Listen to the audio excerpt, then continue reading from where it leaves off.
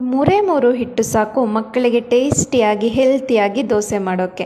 Hi hello ನಮಸ್ಕಾರ ಕರ್ನಾಟಕಕ್ಕೆ, ನಾನು ನಿಮ್ಮ ನಮ್ರತಾ ಕೌಶಿಕ್. ಒಂದು ಬೌಲ್ ತೊಗೊಳ್ಳಿ, ಅದಕ್ಕೆ 3 ಸ್ಪೂನಷ್ಟು ರವೆ ತೊಗೊಳ್ಳಿ. ಹಾಗೆ 3 ಸ್ಪೂನ್ ರವೆಗೆ 1 ಸ್ಪೂನ್ ಅನ್ನೋದು ಅಕ್ಕಿ ಹಿಟ್ಟು ತೊಗೊಳ್ಳಿ. ಹಾಗೆ 2 ಸ್ಪೂನ್ ಅನ್ನೋದು ಗೋಧಿ ಹಿಟ್ಟನ್ನ ತೊಗೊಳ್ಳಿ. ಇದನ್ನು ನೀಟಾಗಿ ಮಿಕ್ಸ್ ಮಾಡ್ಕೊಳ್ಳಿ. ಇನ್ ಕೇಸ್ ನಿಮಗೆ 1 ಇಯರ್ ಮೇಲೆ ಇದ್ದರೆ ಸ್ವಲ್ಪ ಉಪ್ಪನ್ನು ಅದನ್ನು ಸೇರಿಸ್ಕೋಬೋದು.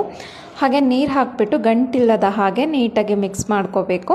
ಈ ರವೆನ ಮಕ್ಕಳಿಗೆ ಕೊಡೋದ್ರಿಂದ ಐರನ್ ಕಂಟೆಂಟ್ ಅನ್ನೋದು ಇರುತ್ತೆ, ಹಾಗೆಯೇ ಬೇಗ ಡೈಜೆಷನ್ ಅನ್ನೋದು ಆಗುತ್ತೆ. ಓಕೆ, ಇದನ್ನು ರೆಸ್ಟ್ ಮಾಡೋಕ್ಕೆ ಬಿಡಿ. ಕಲಸಿಟ್ಟಿರೋ ಮಿಶ್ರಣ ಅನ್ನೋದನ್ನು ಒಂದು 10 ನಿಮಿಷ ಬಿಡಿ. ಈಗ ಒಂದು ಬಾಣಲಿ ತಗೊಂಡು ಅದಕ್ಕೆ 1 ಸ್ಪೂನ್ ತುಪ್ಪ ಹಾಕ್ಕೊಳ್ಳಿ. ಹಾಗೆ ನೀಟಾಗಿ ಚಿಕ್ಕದಾಗಿ ಚಾಪ್ ಮಾಡಿರುವಂತಹ ಈರುಳ್ಳಿನ ಹಾಕ್ಕೊಂಡು ನೀಟಾಗಿ ಬಾಡಿಸ್ಕೊಳ್ಳಿ.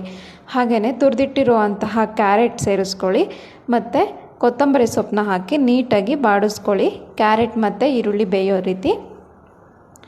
ಸೊ ಈ ಮಿಶ್ರಣವನ್ನು ರೆಸ್ಟ್ ಮಾಡೋಕ್ಕೆ ಇಟ್ಟಿರುವಂತಹ ಹಿಟ್ಟಿಗೆ ಬೆರೆಸ್ಕೊಳ್ಳಿ. ಸೊ ಇದನ್ನು ನೀಟಾಗಿ ಈ ರೀತಿ ಮಿಕ್ಸ್ ಮಾಡ್ಕೊಳ್ಳಿ. ಹಾಗೆ ಕ್ಯಾರೆಟಲ್ಲಿ ವಿಟಮಿನ್ ಕೆ ಇರೋದ್ರಿಂದ, ಹಾಗೆ ಫೈಬರ್ ಕಂಟೆಂಟ್ ಅನ್ನೋದು ಜಾಸ್ತಿ ಇರೋದ್ರಿಂದ ಮಕ್ಕಳಿಗೆ ಸಹ ಒಳ್ಳೆಯದಾಗತ್ತೆ.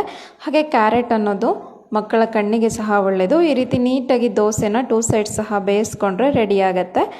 ಈ ವಿಡಿಯೋ ಇಷ್ಟ ಆದಲ್ಲಿ ಫಾಲೋ ಮಾಡಿ. Thank you.